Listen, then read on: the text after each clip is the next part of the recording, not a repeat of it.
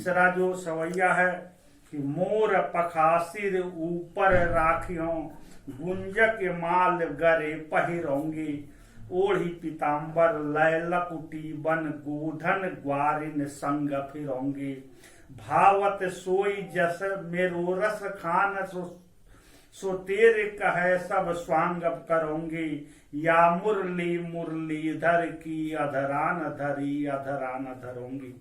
कवि रसखान इन सवैयों के माध्यम से यह कहते हैं कि गोपी श्री कृष्ण के रूप सौंदर्य पर इतनी मुग्ध है कि वह कृष्ण का ही रूप धरना चाहती है।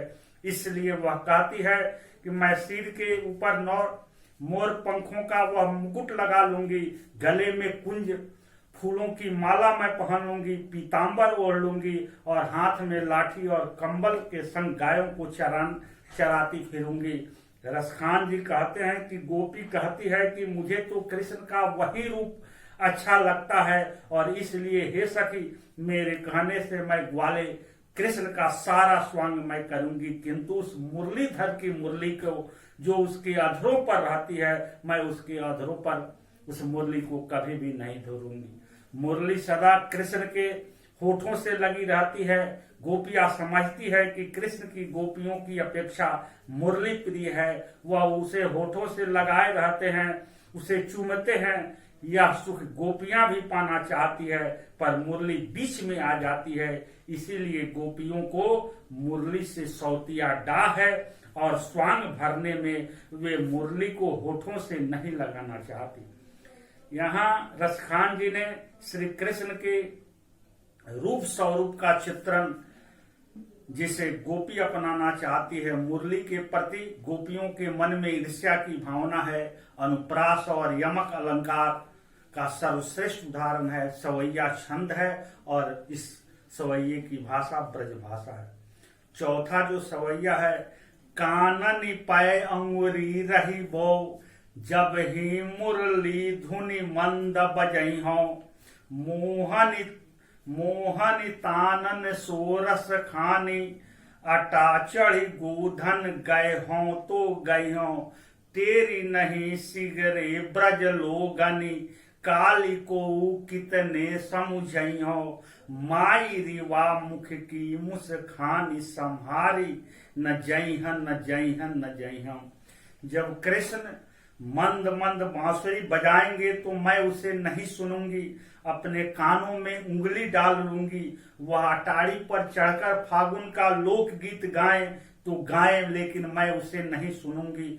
मैं सारे ब्रजवासियों को बार बार चीख कर गोपियां कहना चाहती है कि मैं उसकी बांसुरी या गोधन की ताने नहीं सुनूंगी, चाहे कुछ भी करे, परंतु उनके कृष्ण के मुख की मुस्कान मुझसे संभाले नहीं संभलती, अर्थात मैं उनके संगीत के बस में नहीं, उनकी मुस्कान के बस में हो जाऊंगी।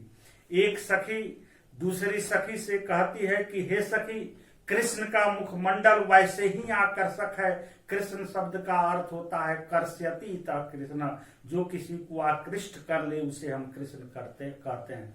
पर जब उस पर मुस्कान खिलती उनकी अधरोष्ठों पर, जब मुस्कान खिलती है तो उसे झेलना कठिन हो जाता है। मैं उनकी बांसुरी या लोक गीतों की ताने नहीं सुनूंगी, पर उस मुस्कान को मैं क्या करूं, वह तो मुझसे झेली नहीं जाएगी। मैं उनकी ओर खींची चली आती हूं, क्योंकि कृष्ण का अर्थ ही होता है कर्ष्यति इति कृष्णा, जो किसी को आकृष्ट कर ले, अपनी ओर खींच ले। यहाँ भी अनुप्रास अलंकार की छटा है। माई माई की कथन में विवशता है गोपी का। मधुर ब्रज भाषा और छवैया छंद का बड़ा ही सुंदर प्रयोग यहाँ कवि ने किया है। इस पंक्तियों के माध्यम से कवि यह बताना चाहता है कि ब्रज भूमि के प्रति कवि का प्रेम कई रूपों में अभिव्यक्त हुआ है। कवि चाहता है कि वह ब्रज भूमि में ग्वाल बाल के रूप में, पशु के रूप में, नंद की गाय बने, पत्थर के रूप में गोवर्धन पर्वत की पत्थर बनना चाहता है, पक्षी हो तो वह उसका निवास यमुना के किनारे होना चाहता है। कवि का ब्रज के प्रत्येक भाग के प्रति विशेष स्नेह है, क्योंकि वे सभी कृष्ण से संबद्ध हैं। ब्रज के वन, बाग, तालाब कृष्ण की लीला और लीला उनके प्रेम के साक्षी हैं, इसलिए कवि की आंखें ब्रज के वन, बाग और तालाब देखने से लालायित है। कृष्ण के प्रेम का आलंबन भगवान कृष्ण है। भगवान कृष्ण से संबंधित प्रत्येक वस्तु से कवि स्वयं को जोड़ना चाहता है।